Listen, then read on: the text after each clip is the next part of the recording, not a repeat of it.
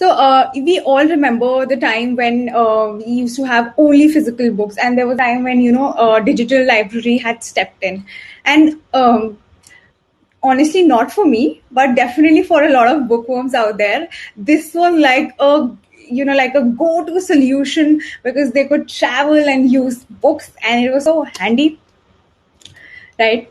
Um, and this actually turned out to be a success because of one major reason, and that is the hint to our second heuristic.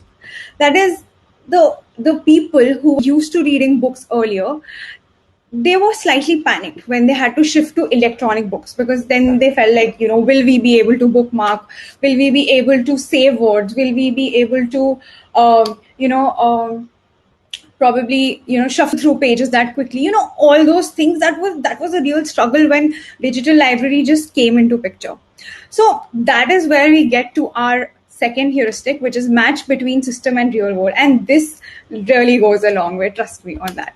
So system should speak users language and follow real world conventions, right?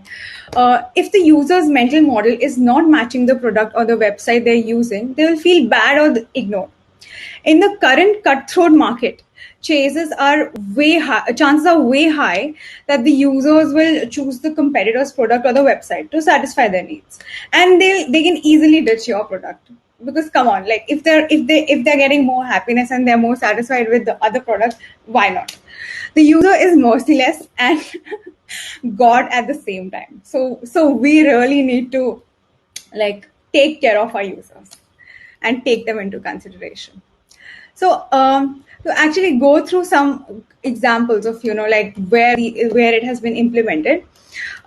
This is something that has been around us. If you actually look around, you will find n number of examples, especially corresponding to this heuristic. See how we're all surrounded by similar visual patterns. We are aware of the natural mapping. In every possible object in the world, the top button or the switch is used to increase and add something, and the down button is used to decrease or minus something, right? This can be volume, temperature, power, or anything. There have been n number of adaptations out there.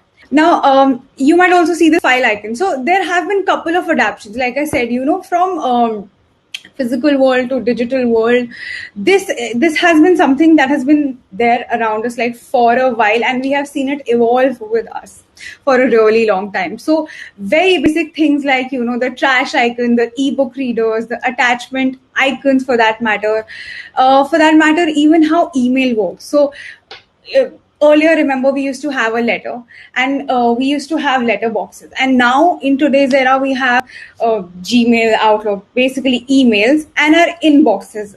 I know, like, letter boxes were not like so flooded with letters all the time back then, but then again, that is the evolution of the time, right? So there have also been gamified adaptations of this version. So we see, the scratch card, and that has been a very interesting adaptation that Google Pay had done. Then, like, you can see the ebook reader again here on the bottom, where it helps you pretty much perform all those functions that a reader in the physical world would want to. And then there are also interesting adaptations like the ping chat adaptation on a lot of our social media apps today. So these are a couple of examples. I actually want you guys also to, like, think of some examples on top of your head. Now, the pro tip here is that people's mental models are based on the previous digital experience layered on top of the physical experience. Now, what do I mean by that is, like we discussed, coming from a physical world, they have a certain mindset, and they also have a mindset of the previously used digital experiences. And now, when they're coming to your product, they're coming with that entire set of mental model, like that entire set of experiences that has kind of formed the mental model. So we need to be very aware.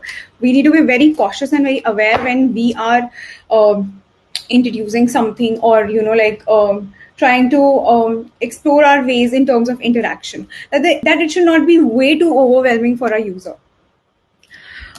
User research will help you uncover your users' familiar technology as well as their mental models around the important concepts. So this is something you can definitely dip your toes into and just give it a shot. This is like an amazing heuristic.